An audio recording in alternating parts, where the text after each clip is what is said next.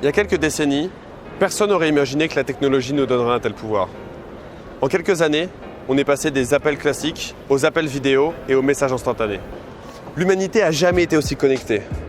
Pourtant, on est plus seul que jamais. Tous les ans, des sociologues américains demandent à un échantillon de la population « Combien est-ce que vous avez de confidents ?»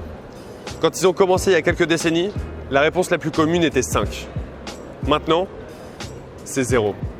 Les gens passent de moins en moins de temps avec leur famille et ils essayent de remplacer ce lien social par des liens virtuels. Mais un ami sur Facebook, c'est pas forcément un vrai ami. Comment est-ce qu'on a pu en arriver là?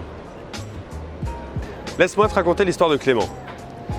Clément naît dans un petit village français à la fin du 19e siècle. Il naît dans une famille plutôt normale et il vit dans la même maison que ses parents et que ses grands-parents. Très vite, il devient apprécié de tout le monde et c'est normal parce qu'il vit dans un petit village où tout le monde se connaît. Mais quand la crise économique s'abat sur son village, il devient impossible de survivre juste en vendant ses récoltes. Alors, Clément commence à penser à émigrer à la ville. Pour lui, la ville est synonyme d'opportunité et surtout de liberté. Il pense qu'il va enfin pouvoir obtenir un travail stable et avoir un plus grand salaire. Alors Clément part pour Roubaix, où il va travailler dans une usine, dans un très grand complexe industriel.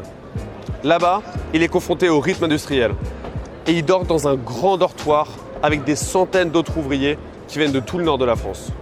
Mais en fait, Clément est un peu désorienté. Évidemment, il y a beaucoup plus de monde ici que dans son village natal. Mais tous ces gens, il ne sait pas trop quoi leur dire et il n'a rien en commun avec eux.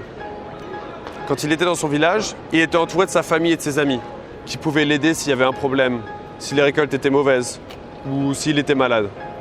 Maintenant, il est beaucoup plus libre et il y a beaucoup plus de gens autour de lui, mais finalement, il est beaucoup plus seul. Dans son livre Identity, Francis Fukuyama explique la transition de ces sociétés traditionnelles jusqu'à la société industrielle. La société industrielle, elle est beaucoup plus productive parce que toutes les tâches sont séparées et elles sont réalisées par des ouvriers très spécialisés. Donc au final, c'est très facile de produire à la chaîne énormément d'objets identiques. Sauf que dans une usine, personne n'est irremplaçable. Sans réseau d'entraide, il n'y a pas une réelle proximité entre les gens qui peuvent se rendre des services. Et donc le tissu social est impossible à entretenir. Si tout le monde est voisin, personne ne va forcément aider son voisin parce qu'il en a tellement d'autres qu'en fait, tout le monde se remet à devenir égoïste. Quand j'étais petit, ma grand-mère me racontait sa jeunesse dans un petit village en Auvergne. Ce qui est sûr, c'est que la vie n'était pas de tout repos. Mais les individus vivaient dans une communauté solide, faite de services rendus et d'entraide entre tout le monde. En fait, cette coopération, ce n'était pas une sorte de luxe qu'ils pouvaient se permettre. C'était quelque chose de nécessaire. Parce qu'en cas de conflit ou de crise économique, tout le monde dans le village devait coopérer pour la survie même du village. Finalement, la société industrielle, elle a transformé tous les individus, qui à la base étaient chacun des pièces clés du village dans lequel ils vivaient, en plein de tout petits engrenages remplaçables dans une immense machinerie. Tous si proches, mais tous si seuls. La question qu'on peut se poser, c'est pourquoi est-ce que Clément est si triste? Après tout, il a le meilleur salaire qu'il a jamais eu dans son usine et il est entouré d'énormément de personnes. En fait, pour comprendre ça, il faut comprendre la biologie humaine. Pendant des centaines de milliers d'années, nos ancêtres, les chasseurs-cueilleurs, ont survécu dans la savane. Ils n'étaient pas plus grands que leurs prédateurs. Ils n'avaient pas de plus grosses griffes, ils n'avaient pas de plus grosses dents.